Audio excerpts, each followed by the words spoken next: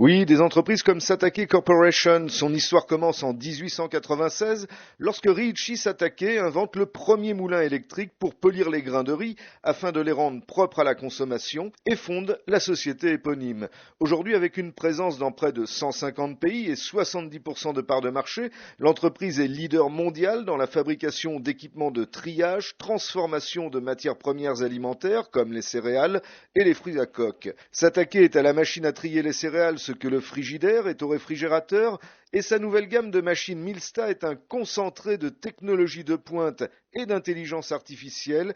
Ikuo Nishina, directeur des relations publiques. C'est notre toute dernière trieuse. Elle utilise des caméras optiques pour enlever les objets étrangers, les grains abîmés.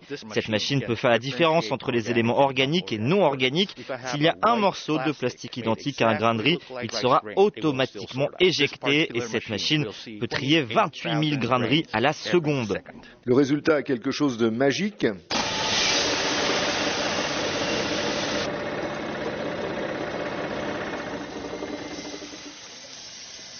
De ce côté, vous pouvez voir les bons produits acceptés et de l'autre, les défectueux.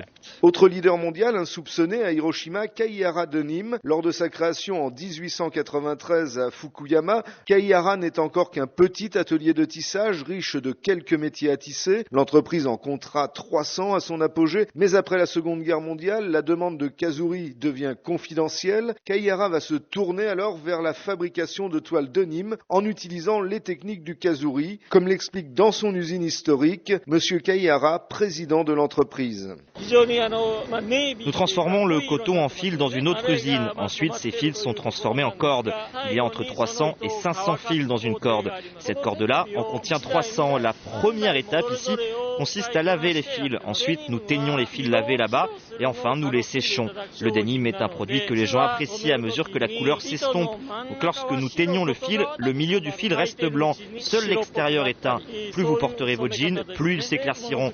C'est en utilisant ces 3 unités de machine avec cette méthode de teinture que nous teignons nos produits. La qualité des tissus denim Kaihara va très rapidement être reconnue et en 1973, la première commande de Levi's va changer le destin de l'entreprise. Aujourd'hui, Kaihara est l'un des principaux fournisseurs du géant américain, le fournisseur unique de la marque Uniqlo, de célèbres maisons de couture françaises et exporte ses tissus dans plus de 30 pays dans le monde. Un succès international basé sur la qualité que pourrait bien connaître Spangle avec sa marque de basket Spangle Move. La marque a été créée il y a 20 ans en s'appuyant sur l'héritage de l'entreprise artisanale spécialisée depuis des décennies dans la fabrication de bottes en caoutchouc et en utilisant le processus de vulcanisation pour garantir la solidité des semelles de basket 100% fabriquées à la main au Japon. L'an dernier, Spangle Move a créé la série limitée SP 1025 en utilisant un tissu issu du recyclage des 10 tonnes de grues en origami expédiées du monde entier avec des messages de paix chaque année à Hiroshima. Naoki Kunihara, responsable du projet.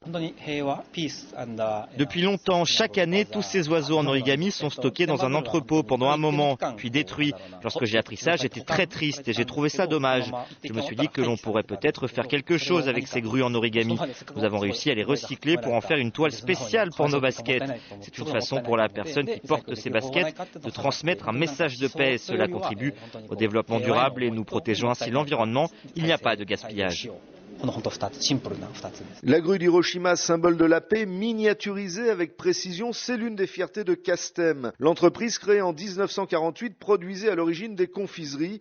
Aujourd'hui, elle est leader dans les techniques de fonderie à la cire perdue, le moulage par injection de métal, la modélisation numérique grâce à l'impression 3D, la fabrication miniaturisée de pièces métalliques de haute précision pour l'industrie spatiale, l'aéronautique, les appareils médicaux, les semi-conducteurs. Pour le grand public, l'avion en papier Castem est un des best-sellers. L'entreprise détient le record du monde de vol le plus long de l'appareil. Et Takuo Toda, son président atypique, ne veut pas en rester là. Mon rêve, c'est de lancer un avion en papier pour aller dans l'espace et je veux voir mon avion en papier faire le tour de la Terre et atterrir en douceur. Je veux voir ça de mes propres yeux, de mon vivant. Bien sûr, certaines personnes disent que lorsque l'avion reviendra dans l'atmosphère, il brûlera. Mais pas du tout, il ne brûlera pas parce qu'il arrivera lentement. On a fait des simulations et des recherches avec des professeurs de l'université de Tokyo et cela a été prouvé qu'il ne brûlerait pas. À plus court terme et à l'occasion du G7, Takuo Toda a une autre idée en tête. J'aimerais beaucoup créer les mini-chefs d'État du G7 en figurines. Nous pourrions apporter tous les équipements nécessaires pour le faire. Nous pourrions même faire celle de Poutine et les mettre en scène pour qu'ils se battent. On peut faire toutes les figurines des leaders du G7. Mais faire voler un avion en papier dans l'espace pourrait finalement être un rêve beaucoup plus réaliste que celui de transformer les dirigeants du G7 en figurines 3D. À Hiroshima, Philippe Dova pour Medi 1.